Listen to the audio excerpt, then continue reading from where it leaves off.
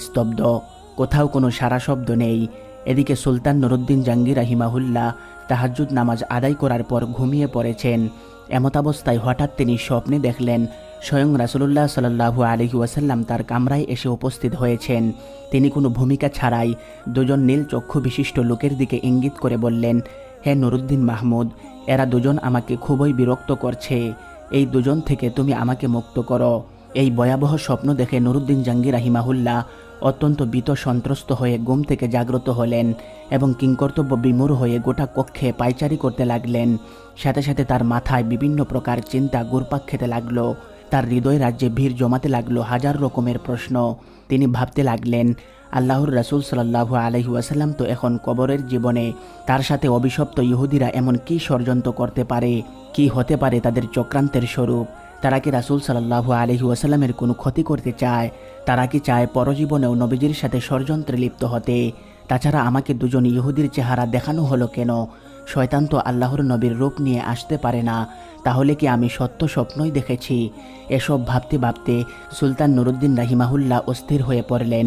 তিনি অজু গোসল সেরে আবারও 2 রাকাত নামাজ আদায় করলেন।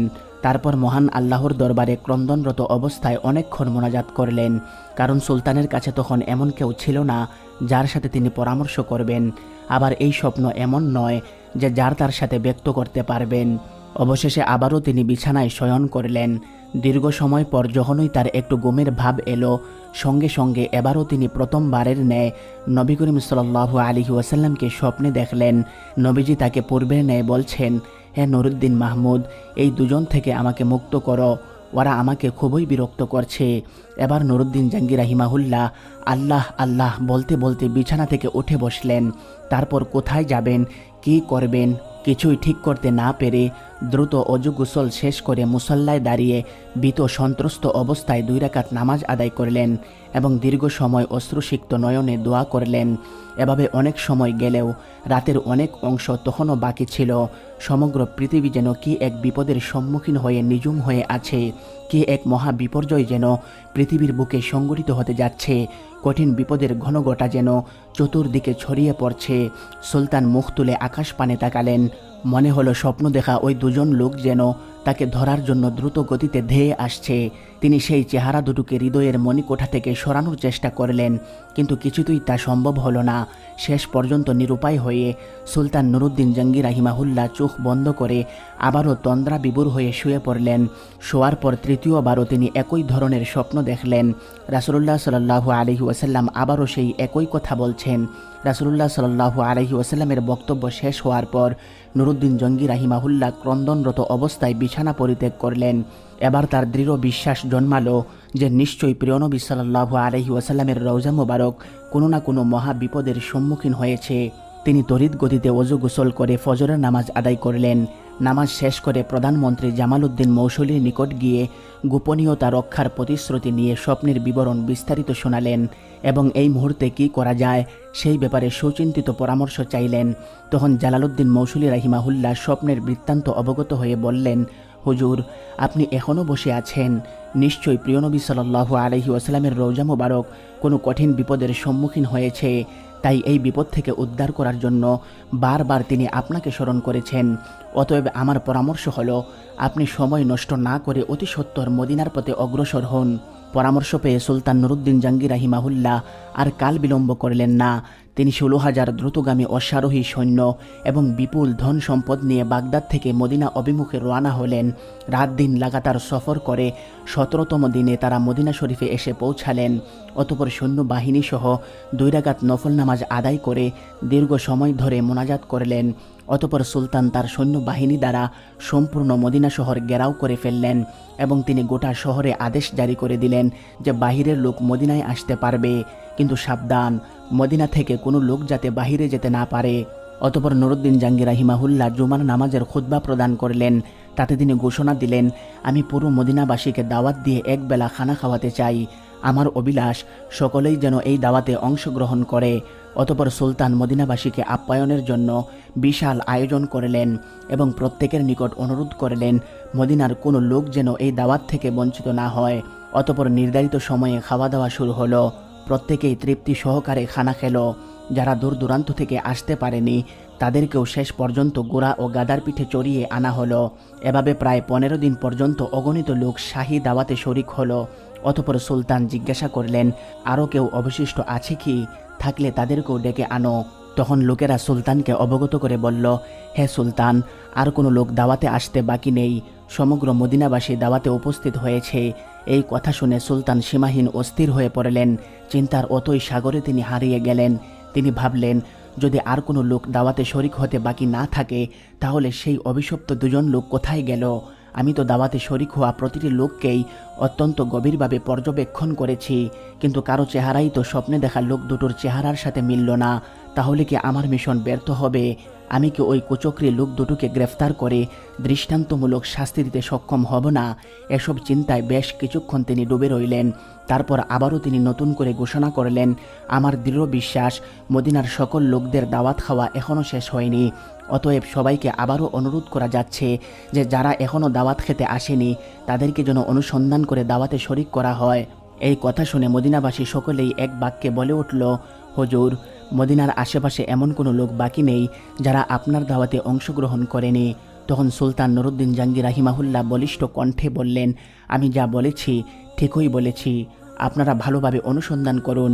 সুলতানের এই আত্মবিশ্বাস দেখে অগণিত জনতার মধ্য থেকে এক ব্যক্তি হঠাৎ করে বলে উঠল, হুজুর, আমার জানা মতে দুজন লোক সম্ভবত এখনও বাকি আছে।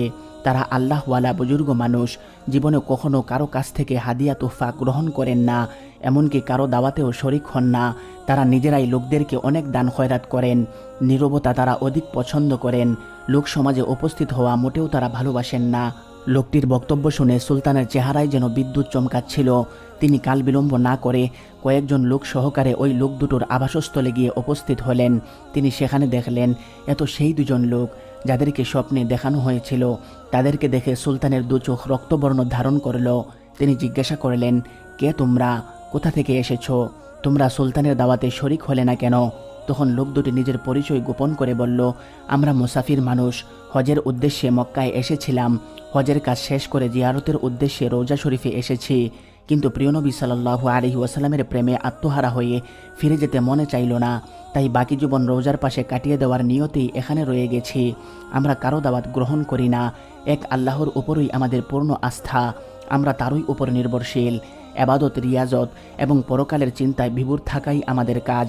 পবিত্র কোরআন তিলাওয়াত, নফল নামাজ এবং ওজিফা পাঠেই আমাদের সময় শেষ হয়ে যায়। সুতরাং দাওয়াত খাওয়ার সময়টা কোথায়? তখন উপস্থিত জনগণ তাদের পক্ষ হয়ে বলল, হুজুর, এরা দীর্ঘদিন যাবৎ এখানে অবস্থান করছে। এদের মতো ভালো মানুষ আর হয় না। সব সময় দরিদ্র, এতিম এবং অসহায় মানুষের প্রচুর পরিমাণে সাহায্য করে। তাদের দানের উপর অত্র লোকদের প্রচুর পরিমাণে জীবিকা নির্ভর করে। সুলতান নুরুদ্দিন জাহাঙ্গীর রাহিমাহুল্লাহ লোকদের কথা শুনে লোক দুটোর প্রতি পুনরায় গভীর দৃষ্টিতে তাকালেন। অত্যন্ত সূক্ষ্মভাবে তাদের পা থেকে মাথা পর্যন্ত পর্যবেক্ষণ করলেন। এতে আবারও তিনি নিশ্চিত হলেন যে এরা তারাই যাদেরকে তিনি স্বপ্নে দেখেছিলেন। এবার সুলতান গম্ভীর স্বরে তাদেরকে বললেন, সত্য কথা বলো, তোমরা কে, কেন এবং কি উদ্দেশ্যে এখানে অবস্থান করছো? কিন্তু এবারও তারা পূর্বের কথা পুনরাবৃত্তি করে বলল, আমরা পশ্চিম দেশ থেকে পবিত্র হজ পালনের জন্য এখানে এসেছি। রাসূলুল্লাহ সাল্লাল্লাহু আলাইহি ওয়াসাল্লামের নৈকট্য লাভই আমাদের একমাত্র লক্ষ্য। এই উদ্দেশ্যেই আমরা এখানে অবস্থান করছি। সুলতান এবার কারো কথায় কান না দিয়ে তাদেরকে সেখানে আটক রাখার নির্দেশ দিলেন। অতঃপর তিনি স্বয়ং তাদের থাকার জায়গায় গিয়ে খুব ভালো করে অনুসন্ধান চালালেন। সেখানে অনেক মাল সম্পদ পাওয়া গেল এবং পাওয়া গেল বহু দুর্লভ কিতাবপত্র, কিন্তু এমন কোনো জিনিস পাওয়া গেল না যার দ্বারা স্বপ্নের বিষয়ে কোনো প্রকার সহায়তা হয়। তাই নুরুদ্দিন জাহাঙ্গীর রাহিমাহুল্লাহ অত্যধিক পেরেশান হয়ে গেলেন। রহস্য উদ্ঘাটন করতে না পারায় তিনি সীমাহীন চিন্তিত হয়ে পড়লেন। অতঃপর মদিনার বহু লোকজন এসে তাদের জন্য সুপারিশ করে বলল, হুজুর, এরা নেককার বুজুর্গ লোক। দিনভর তারা রোজা রাখেন, রাতের অধিকাংশ সময় ইবাদত বন্দেগীতে কাটিয়ে দেন। 5 ওয়াক্ত নামাজই তারা রওজা শরীফের নিকটে এসে আদায় করেন। প্রতিদিন নিয়মিত জান্নাতুল বাকি জিয়ারত করতে যান। প্রতি শনিবার মসজিদুল কুবাতে গমন করেন। কেউ কিছু চাইলে তাদেরকে খালি হাতে ফিরিয়ে দেন না। সুলতান তাদের অবস্থা শুনে সীমাহীন আশ্চর্য বোধ করলেন। তথাপি তিনি হাল ছাড়লেন না। কক্ষের অংশে অনুসন্ধানী দৃষ্টি ফিরিয়ে যাচ্ছেন। ঘরের প্রতিটি বস্তুকে গভীরভাবে পর্যবেক্ষণ করছেন, কিন্তু সন্দেহ করার মতো কিছুই তিনি খুঁজে পাচ্ছিলেন না। অতঃপর নুরুদ্দিন জাহাঙ্গীর রাহিমাহুল্লাহ এক পর্যায়ে সঙ্গীদেরকে বললেন, আচ্ছা, তাদের নামাজের মুসল্লাটা একটু ওটাও তো দেখে সঙ্গীরা নির্দেশ পেয়ে মুসল্লাটি তুলে ফেলল। তখন মুসল্লার নিচ থেকে একটি চাটাই বের হলো। তখন সুলতান আবারও নির্দেশ দিলেন, এই চাটাইটিও সরিয়ে ফেলো। অতপর চাটাই সরানোর পর দেখা গেল একখানা বিশাল পাথর। সুলতানের নির্দেশে তাও সরানো হলো। এবার পাওয়া গেল এমন একটি সুড়ঙ্গ পথ যা বহু দূর পর্যন্ত চলে গেছে, এমনকি তা পৌঁছে গেছে নবীজির রওজা শরীফের অতি নিকটে। এই দৃশ্য দেখা মাত্র নুরুদ্দিন জাঙ্গি রাহিমাহুল্লাহ বজ্রাহতের ন্যায় চমকে উঠলেন। অস্থিরতার কালো মেঘ ছেয়ে যায় তার সমস্ত হৃদয় আকাশে, ক্রোধে লাল হয়ে যায় তার গোটা মুখমণ্ডল। অতপর লোক দুটিকে লক্ষ্য করে ক্ষিপ্ত সিংহের ন্যায় গর্জন করে জাজালো কণ্ঠে বললেন, তোমরা পরিষ্কার ভাষায় সত্যি কথাটা খুলে বলো, নইলে এক্ষুনি তোমাদেরকে যন্ত্রণাদায়ক শাস্তির সম্মুখীন করা হবে। বলো তোমরা কে, তোমাদের আসল পরিচয় কি, কারা এবং কি উদ্দেশ্যে তোমাদেরকে এখানে পাঠিয়েছে। সুলতানের গর্জনে তারা ঘাবড়ে গেল। কঠিন বিপদ সামনে দেখে তারা আসল পরিচয় প্রকাশ করে বলল, আমরা দুজন ইহুদি। দীর্ঘদিন যাবৎ আমাদেরকে মুসল শহরে ইহুদিরা সুদক্ষ কর্মী দ্বারা প্রশিক্ষণ দিয়ে প্রচুর অর্থ সহকারে এখানে পাঠিয়েছে। আমাদেরকে এজন্য পাঠানো হয়েছে যে আমরা যেন কোনো উপায়ে মুহাম্মদ সাল্লাল্লাহু আলাইহি ওয়াসাল্লামের শরীর বের করে ইউরোপীয় ইহুদিদের হাতে হস্তান্তর করি। এই দুরূহ কাজে সফল হলে তারা আমাদেরকে আরও ধন সম্পদ দিবে বলে প্রতিশ্রুতি দিয়েছে। তখন সুলতান নুরুদ্দিন জাঙ্গি রাহিমাহুল্লাহ বললেন, তোমরা তোমাদের পরিকল্পনা বাস্তবায়নের জন্য কি পদ্ধতি অবলম্বন করেছিলে, কিভাবে তোমরা কাজ করতে? তখন তারা বলল, আমাদের নিয়মিত কাজ ছিল রাত গভীর হলে অল্প পরিমাণ সুড়ঙ্গ খনন করা এবং সাথে সাথে ওই মাটিগুলো চামড়ার মশকে ভর্তি করে অতি গোপনে মদিনার বাহিরে নিয়ে ফেলে আসা। আজ দীর্ঘ 3 বছর যাবৎ এই মহাপরিকল্পনা বাস্তবায়নের কাজে আমরা অনবরত ব্যস্ত আছি। যে সময় আমরা রওজা মুবারকের নিকটে পৌঁছে গেলাম এবং সিদ্ধান্ত গ্রহণ করলাম যে 1 সপ্তাহের মধ্যে বিশ্বনবীর লাশ বের করে নিয়ে যাব, ঠিক সে সময় ধরে আমাদের মনে হলো আকাশ যেন ভেঙে টুকরো টুকরো হয়ে যাচ্ছে, জমিন যেন প্রচণ্ড ভূমিকম্পে থরথর করে কাঁপছে, যেন সমগ্র পৃথিবী জুড়ে মহাপ্রলয় সংঘটিত হচ্ছে। অবস্থা এতটাই শোচনীয় রূপ ধারণ করলো, মনে হলো সুড়ঙ্গের ভিতরেই যেন আমরা সমাধিস্থ হয়ে পড়ব। এই অবস্থা দেখে ভীত সন্ত্রস্ত হয়ে আমরা কাজ বন্ধ করে রেখেছি। তাদের বক্তব্যে সুলতানের নিকট সব কিছুই পরিষ্কার হয়ে গেল। তাই তিনি লোক দুটোকে নজিরবিহীন শাস্তি দেওয়ার ব্যবস্থা গ্রহণ করলেন, যাতে ভবিষ্যতে কেউ আর এমন দুঃসাহস দেখাতে না পারে। তিনি মসজিদ থেকে অর্ধমাইল দূরে একটি বিশাল ময়দানে উঁচু একটি কাঠের মঞ্চ তৈরি করলেন। সাথে সাথে সংবাদ পাঠিয়ে মদিনা এবং মদিনার আশেপাশের লোকদেরকে উক্ত ময়দানে হাজির হওয়ার নির্দেশ প্রদান করলেন। অতপর নির্ধারিত সময়ে লক্ষ লক্ষ মানুষ উক্ত মাঠে সমবেত হল। তখন সুলতান নুরুদ্দিন জাঙ্গি রাহিমাহুল্লাহ অপরাধী লোক দুটোকে লৌহ শিকলে আবদ্ধ করে মঞ্চের উপর বসালেন। অতপর বিশাল জনসমুদ্রের মাঝে তাদের হীন চক্রান্ত এবং ঘৃণ্য তৎপরতার কথা উল্লেখ করলেন। সুলতান নুরুদ্দিন জঙ্গির বক্তব্য শুনে লোকজন বিস্ময়ে হতবাক হয়ে গেল। তারা এই ঘৃণ্য ষড়যন্ত্রের দৃষ্টান্তমূলক শাস্তি দাবি করল। তখন সুলতান বললেন, হ্যাঁ, এদের শাস্তি দৃষ্টান্তমূলকই হবে। অতপর তিনি তাদেরকে বিপুল পরিমাণ লাকড়ি সংগ্রহের নির্দেশ দিলেন। তারপর লক্ষ জনতার সামনে সেই ইহুদি দুটোকে মঞ্চের নিম্নভাগে আগুন লাগিয়ে পুরো ভস্ম করে দিলেন। কোনো কোনো বর্ণনায় পাওয়া যায় যে সেই আগুন নাকি দীর্ঘ 11 দিন পর্যন্ত জ্বলেছিল। অতপর সুলতান নুরুদ্দিন জাঙ্গি রাহিমাহুল্লাহ বিপুল পরিমাণ অর্থ ব্যয় করে 1000 মণ সীসা গলিয়ে রওজা শরীফের চতুর্পাশে মজবুত প্রাচীর নির্মাণ করে দিলেন, যেন ভবিষ্যতে আর কেউ প্রিয়নবী সাল্লাল্লাহু আলাইহি ওয়াসাল্লামের কবর পর্যন্ত পৌঁছাতে সক্ষম না হয়। অতপর তিনি কাইমনো বাক্যে আল্লাহ তাআলার শুকরিয়া আদায় করলেন এবং তাকে যে এত বড় খেদমতের জন্য কবুল করা হলো সেজন্য আনন্দে অশ্রু বিসর্জন করলেন।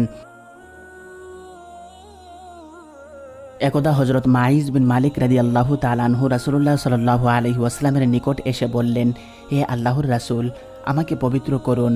তখন নবী করিম সাল্লাল্লাহু আলাইহি ওয়াসাল্লাম বললেন, ধিক তোমাকে, তুমি এখান থেকে চলে যাও এবং আল্লাহর কাছে ক্ষমা চেয়ে তাওবা করো। এই কথা শুনে তিনি চলে গেলেন এবং সামান্য একটু দূরে গিয়ে পুনরায় ফিরে আসলেন এবং আবারও বললেন, হে আল্লাহর রাসূল, আমাকে আপনি পবিত্র করুন। রাসূলুল্লাহ সাল্লাল্লাহু আলাইহি ওয়াসাল্লাম এবারও তাকে পূর্বের ন্যায় বললেন। এভাবে লোকটি যখন চতুর্থবার এসে বললেন, তখন রাসূলুল্লাহ সাল্লাল্লাহু আলাইহি ওয়াসাল্লাম জিজ্ঞেস করলেন, আমি